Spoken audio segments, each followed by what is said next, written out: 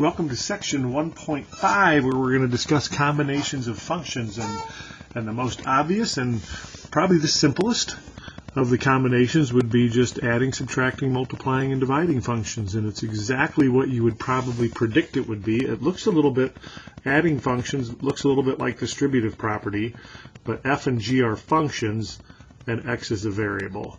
But it does look like we just took f times g and g times f, but this would be said f of g or f of x, excuse me, and g of x. This would be read as f plus g of x. Likewise, f g of x or f times g of x is f of x times g of x. The difference works like the sum. Quotient of two functions, you just divide the functions. Pretty straightforward. And then composition of functions, a little bit going on there. And we lock in my hover cam here. Composition of functions. I like to think of this as factories once again, where I have two different factories, and perhaps we were taking things to factory G, and factory G was doing some work on them, and then we ship that off to factory F, and we do something with them there, and we do something with the end result. So we have two different functions that are working, but we're not really multiplying together. I'm taking a product, modifying it, taking the modification, and further modifying it. And this would be f of g of x. And that is often written like this. This is f of g of x. This isn't really a dot. This is supposed to be a circle. Let me redo that. Should look like that. Looks like fog. We talk about fog and golf a lot. I really prefer this notation to this notation because it's very clear what's happening to me here. I'm going to run x through g. I get out g of x. Whatever g does, I get out the height at x. Then I run that through f, and f works on g of x. So that's the notation I prefer the most. It makes the most sense to me. Once again, there's a video about composition of functions, and highly recommend taking a look at it if you haven't already. Okay, so let's get started on one that's not maybe quite so straightforward, but boy, this really tells the tale if you understand composition of functions and you understand some of the things we've been talking about, such as being able to read math and make some understanding out of it. I commonly get questions on this section of problems even though I go through these. In exercise 7 through 10, use the graphs of f and g to graph h of x, which is equivalent to f plus g of x. So I could say that h of x then is just f of x plus g of x, but how do I do that? Well, let's consider when x is 2. When x is 2, f of 2 is 1, and g of 2 is 2. In fact, we could create a little t-chart for this. I don't think ultimately you're going to need it. I'm going to choose a value for x. I'm going to find what f does to it. I'm going to find what g does to it. And then I'm going to add f and g. I really don't think ultimately we need to do this, and maybe some of you don't need to do it at this time right now, but I think it's a good way to handle it first. So I'm going to put in -2, and I see that -2, the height of f at -2 is 2, the height of g is 1, and the sum of those is 3. And I'll put in -1, of course. The height of f is 0, the height of g is 1, and the sum of that is 1. I put in 0, f of 0 is -1, the height of g at 0 is 0, and we get -1. I put in 1, f remains -1, g jumps up to 2, the sum of those is 1, and when I put in finally 2, as we mentioned earlier, my mouse out of the way here, f of 2 is 1, Need a little more room here. I keep adding on to that. And g of 2 is 2, and they combine to be 3. So if I just treat these as ordered pairs, negative 2, 3, negative 1, 1, 0, negative 1, 1, 1, and 2, 3, I just end up with this function. So this is f plus g of x. Okay, so I think you could probably work through that without doing the t-chart, but you're certainly welcome to the t-chart. It doesn't take too long. All right, finding arithmetic combinations. So this would be not our compositions. This would be our addition, subtraction, multiplication, and division. So as simple as this, a f plus g of x is just 2x plus 5 plus x squared minus 9, or let's put the x squared first, and I've got a plus 2x, and I've got a 5 minus a 9 minus 4. And it's that simple. Might be nice to do a little simplifying. B, f minus g of x, of course, then would just be 2x plus 5 minus x squared minus 9. And this gives us an opportunity to make what I often refer to as the most common algebra mistake, because this negative has to be distributed. This is going to become a plus 9. So I end up with a minus x squared when I distribute. I still have the plus 2x, and I have a 5 plus a 9 plus 14. Most common algebra mistake. Somebody in here, a number of people throughout the year are going to see MCAM on a quiz that I grade or on a test that I grade, and that's just an indication failure to distribute the negative. And it's pretty obvious here, but what a lot of people do when they on a problem like this is they just put 2x plus 5 minus, and they don't include the parentheses anywhere, and then you wouldn't distribute. So we've got to be careful. We're subtracting all of g. Okay, C, multiplication of, we want f times g of x, which is just f of x times g of x. So this is just 2x plus 5 times x squared minus 9. And who's to say whether that's simplified or not? Simplified sometimes is in the eye of the beholder. We could FOIL that out. Wouldn't necessarily have to. In fact, we might factor the x squared minus 9 into x plus 3 times x minus 3. They all have their place. I'm going to go ahead and FOIL it. First times first gives me 2x cubed. Then I'm going to get a 5x squared here plus 5x squared. I'm going to get a minus 18x on the outsides, and I'm ultimately going to get a minus 45. And I'm going to squeeze myself out of room on 16, but I don't need that much. Okay, and then D, f on g of x. I just get f of x, which is 2x squared plus 5, and I get on g of x, x squared minus 9. And then they say, what is the domain of f on g? Well, f on g of x, see, I can put 3 into g of x here, and I get 0, no big deal. I can put in negative 3, and I end up getting 0. But I can't put 3 and negative 3 here now.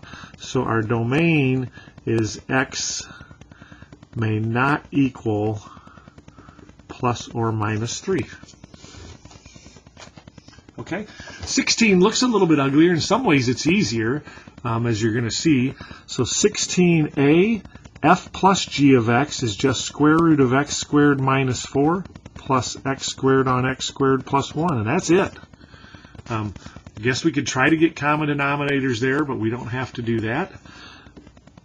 B, f minus g, of course, then is just x squared minus 4 minus x squared on x squared plus 1.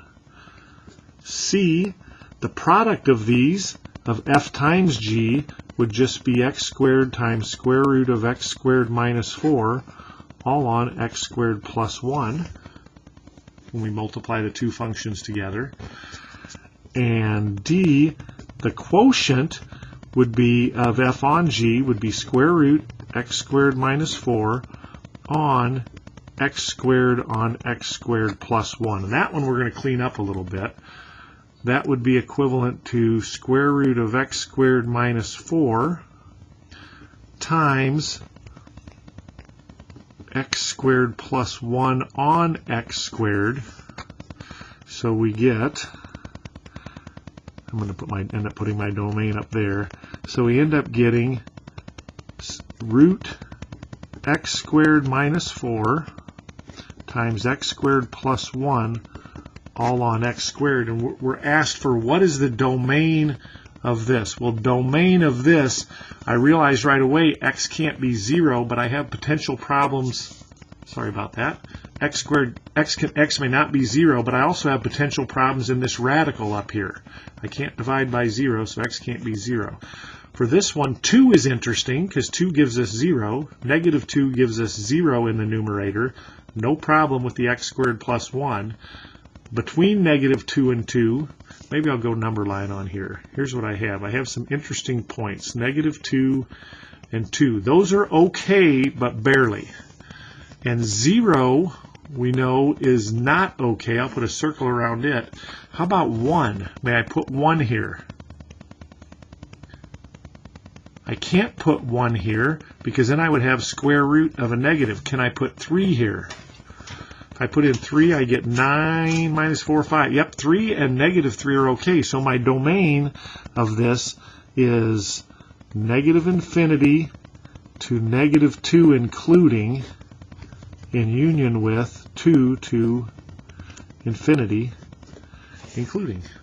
So the 0 was doubly bad. 0 made numerator bad and denominator bad. Okay, let's move on here. In 19 through 32, we're going to evaluate the indicated function for f and g algebraically. If possible, use a graphing calculator. We're not going to do that part. So we're just going to do the algebraic part. Don't know why I have 20 down here and not up there, but f minus g of negative 2 is just, as we know, f of negative 2 minus g of negative 2. And f of negative 2 is negative 2 squared minus 1. And then I have minus g of negative 2 is negative 2 minus 2. And now if we're careful, we can't miss this. Let's see, this would be 4 minus 1, 3, minus negative 2 minus 2, negative 4, or 7. Okay, f plus g of t minus 3, of course, is f of t minus 3. F of t minus 3, f is a factory that squares things. It squares the whole t minus 3. So I get t minus 3 squared minus 1. That's f of t minus 3. Plus, I like using parentheses here even though you don't really have to. G is a factory that takes things like t minus 3 and subtracts 2. So I get t minus 3 subtract 2. So let's see, a little bit of foiling here. I get t squared minus 6t plus 9 minus 1 plus I just have a plain old t and a minus 5. For final answer, t squared minus 6t plus a t minus 5t plus 9 minus 6 plus 3. Okay, and f on g of t plus 2. So f of t plus 2, f is a factory that takes things like t plus 2, squares them, and subtracts 1. On g is a factory that takes things and subtracts 2, so I get t plus 2 minus 2. For perhaps final answer, let's see, FOIL, I get t squared plus 4t plus 4, but the plus 4 can be combined with the minus 1, plus 4 minus 1 gives me plus 3, all on plain old t.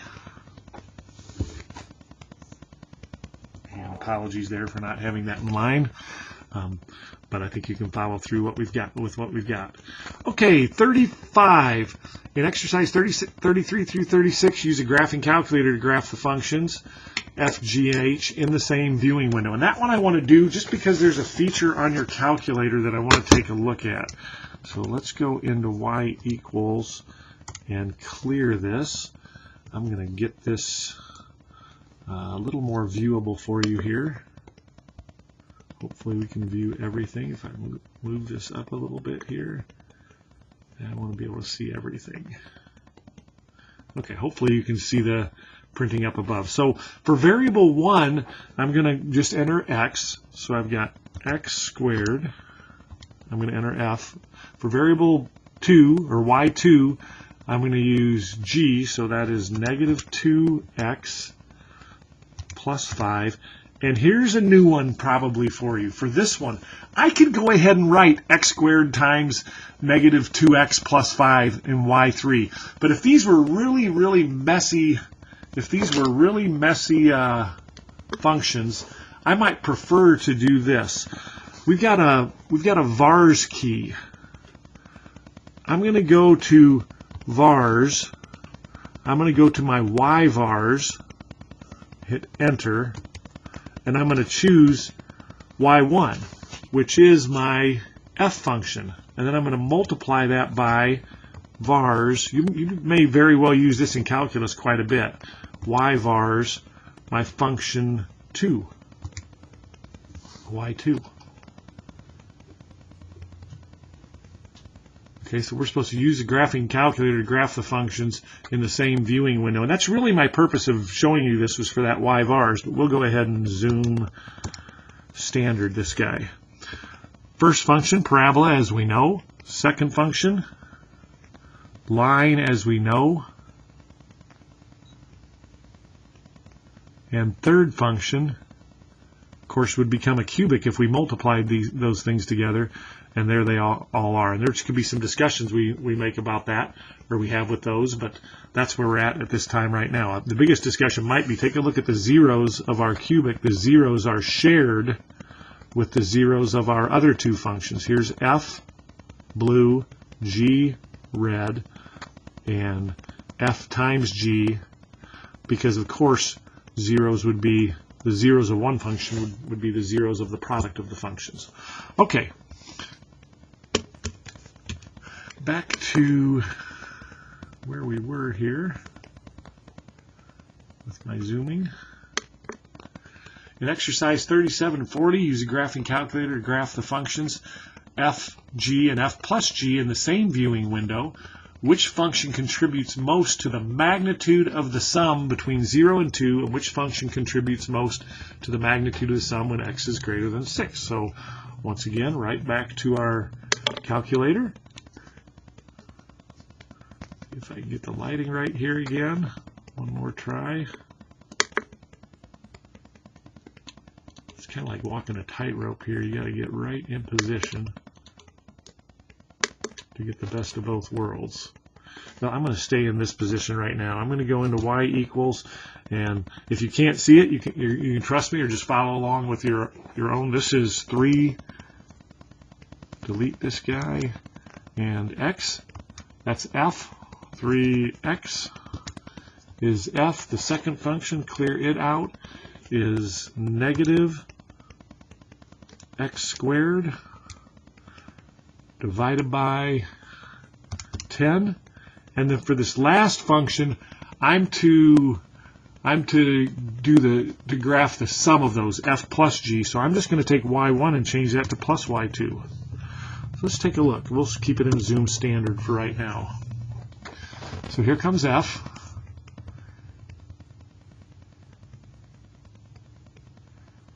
Ooh, you know what? I bet you caught it. It's supposed to be x cubed. Let's go back into there again. I'm going to change this as soon as it gets done graphing. This should be x cubed. That's going to make a difference. And we're going to graph this. There's f. There's g. And here comes f plus g. Okay, so the question being asked now, let me come back up into here and got to get this in a little bit better viewing light.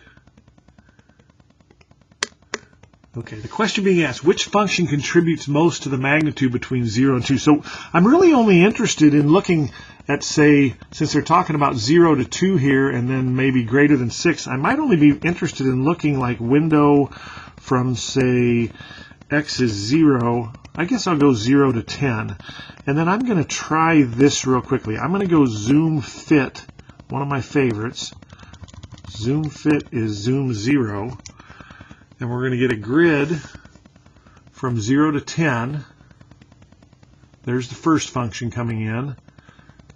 There's the second function. And there's the third function from 0 to 10. So our first function blue, second function red, last function the black one. And you can jump around and you can see those. If you do a trace, it'll tell you what functions you're on. There's my combination of the two, the sum of the two functions.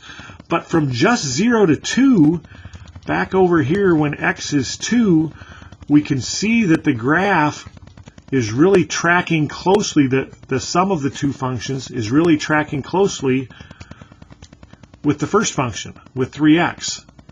Then later on, the red function down below,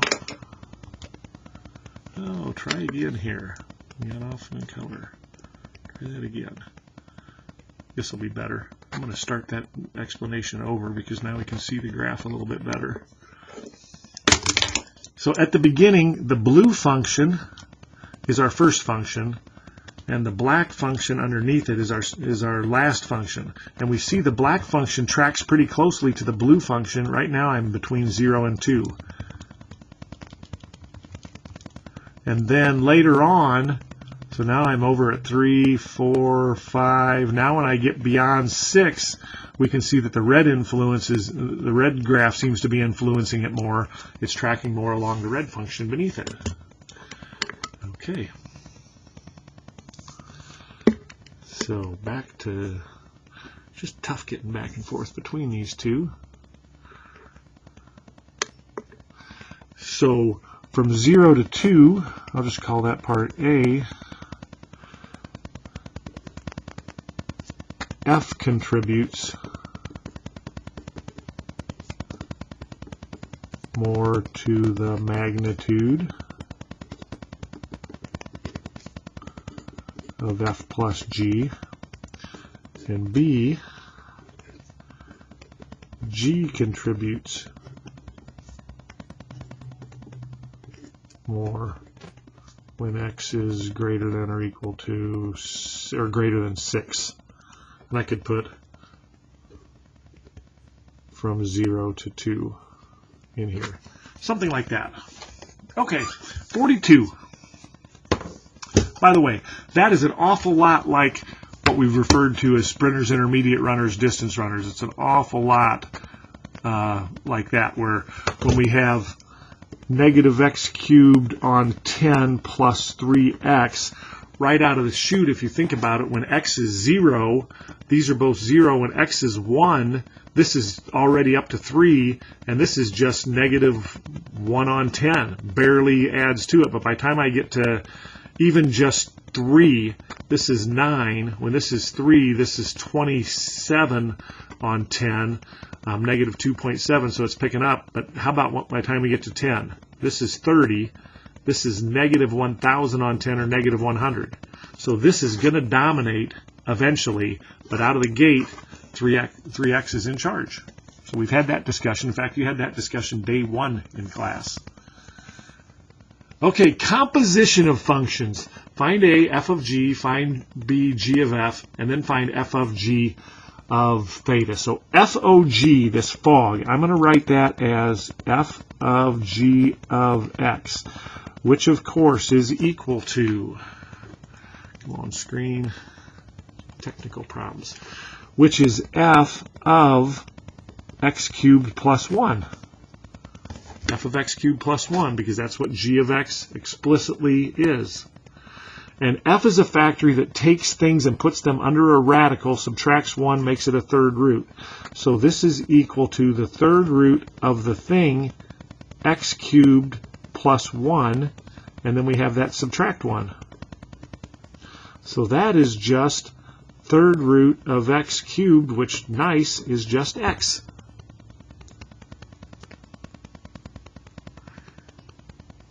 Okay, let's try g of f of x. That would be g of third root of x minus 1. And g is a factory that takes things, cubes them, and then adds 1. So this would become, takes the thing, third root of x minus 1, cubes it, and then adds 1. But that would be canceling here, x minus 1 plus 1, and that is x. And finally, c, so here's a, here's b, here's c. Now they're trying to find f of g of 0. So I could take 0, and I could put it into g. Take a look, I put 0 into g, and I get 1. And I could take 1, and I can put it into f, and I get 1 minus 1, 0, third root of 0. I get 0. The answer is 0.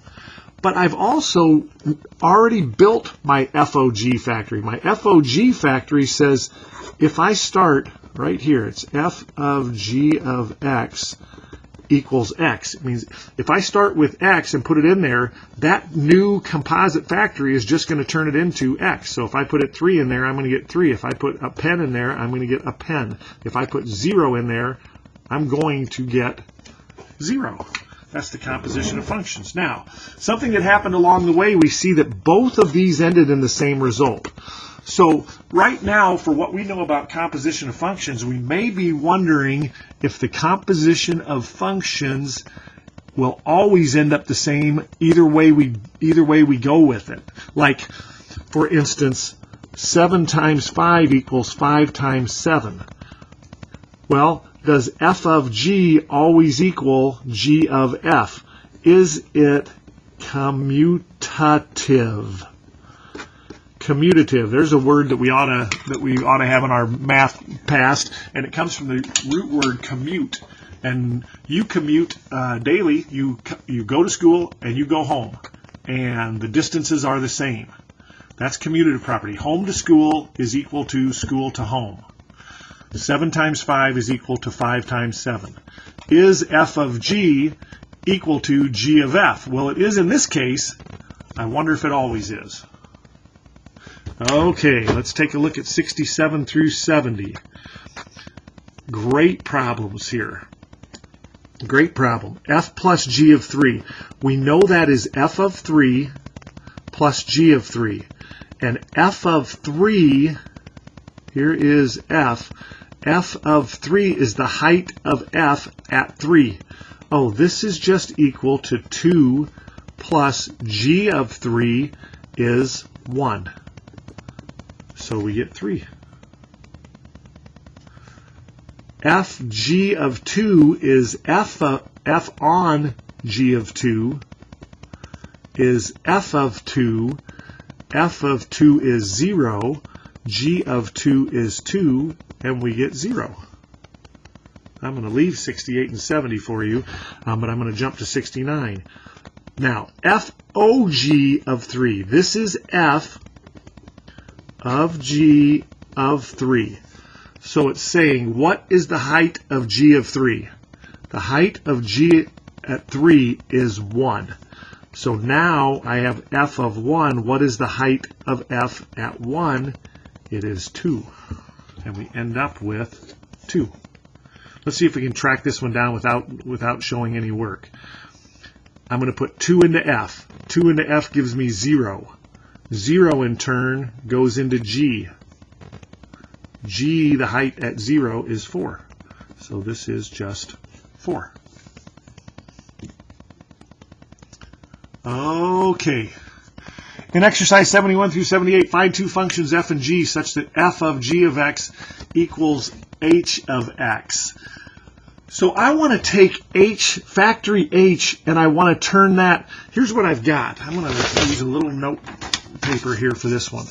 I've got, right now, I'm taking x, I'm putting it into factory G, or I want to do this with it. Put it into factory G, doing something with it, and then that goes through factory F. This is the model that I want to build. But right now, I just have a factory h of x. Oh, try that again.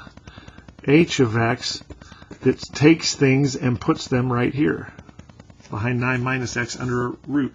I want to break this thing into two jobs. It's like my elves are, I have an elf factory where the workers are stressed out or it's just too crowded in there. Business is great, and we need to build another, we need to have another hollowed out tree, and we're just going to do part of the work at G and part of the work at F. So we want, this is f of g of x. So there's two things going, or actually there's three things going on here. One is I'm making x be the opposite, and then I'm adding 9 to it, and then I'm taking the square root. I want some of that work to be done at g. So I'm going to choose g of x